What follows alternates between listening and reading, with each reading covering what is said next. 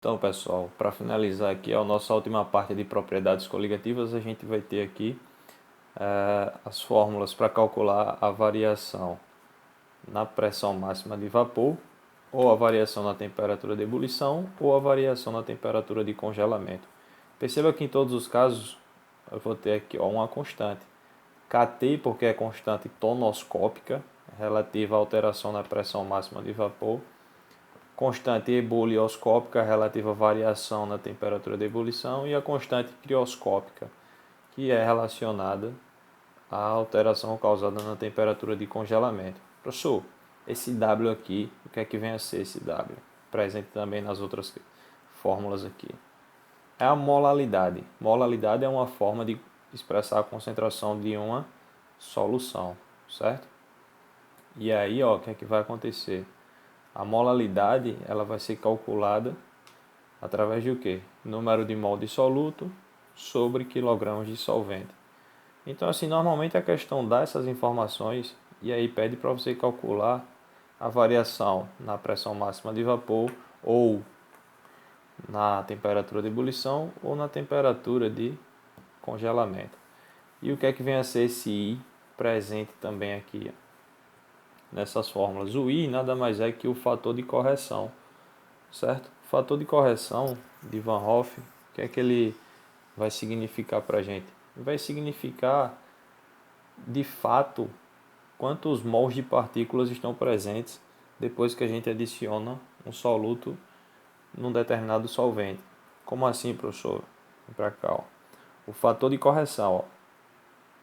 De forma mais específica, o fator de correção ele vale isso aqui, ó, 1 mais alfa, esse alfa significa grau de ionização, vezes Q, que é a quantidade de mols de partículas, menos 1. Professor, isso tudo aqui, como é que eu vou lembrar, bicho? Pelo amor de Deus, vou usar isso aqui frequentemente. De forma geral, as questões que a gente vai trabalhar no módulo vão trabalhar com substâncias que vão ter um grau de ionização de 100%, ou seja, alfa igual a 1. Então significa dizer o quê? Que se aqui a gente vai ter um grau de ionização de 100%, ou seja, para ácidos fortes ou compostos iônicos solúveis, significa dizer que a gente não vai precisar se preocupar com essa fórmula aqui. A gente vai precisar basicamente fazer o quê? A dissociação. Porque veja só, por exemplo aqui o NaCl, o cloreto de sódio em água, como a gente viu no vídeo anterior, né, que eu mostrei para vocês a imagem das bolinhas dos cátions e dos ânions se separando em água, o que acontece? Cada unidade, cada fórmula unitária de cloreto de sódio, quando se dissolve em água, ele se separa em cátions e ânions. E aí o que acontece? No fim das contas, eu vou ter aqui o que? Um total de 2 partículas após a dissociação. Então, assim, compostos iônicos sofrem dissociação. Logo, inicialmente, teoricamente, a gente vai ter uma partícula só. Porém, quando a gente joga em água, elas se separam. Nesse caso aqui, nesse exemplo, em 2 partículas, em cátions e ânions, certo? Então, assim, eu vou ter I igual a 2.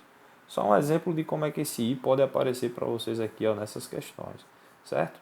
E para fechar aqui a parte da osmoscopia, né? Que nada mais é que o que? A variação na pressão osmótica. E aí o que é que vai acontecer aqui, ó? πV é igual a nRT/I. Professor, como assim? Esse π aqui é para eu colocar 3,14? Não, esse π aqui só representa a pressão osmótica, não é para colocar 3,14, é para deixá-lo aqui dessa forma. Ele representa a pressão osmótica, certo? Pressão osmótica vezes o volume é igual ao número de mol de soluto vezes R, que é a constante universal dos gases, certo? Que equivale a quanto? 0,082 vezes a temperatura, que vai ter que estar em Kelvin, vezes I, que é o fator de correção. Então, assim, a questão normalmente ela dá todos esses valores aqui, ó, e pede para você calcular a pressão osmótica, certo? Então, assim, normalmente a questão dá os valores e só quer que você aplique os valores na fórmula, nada de se preocupar. Beleza, galera? Então, assim, tudo tranquilo, né?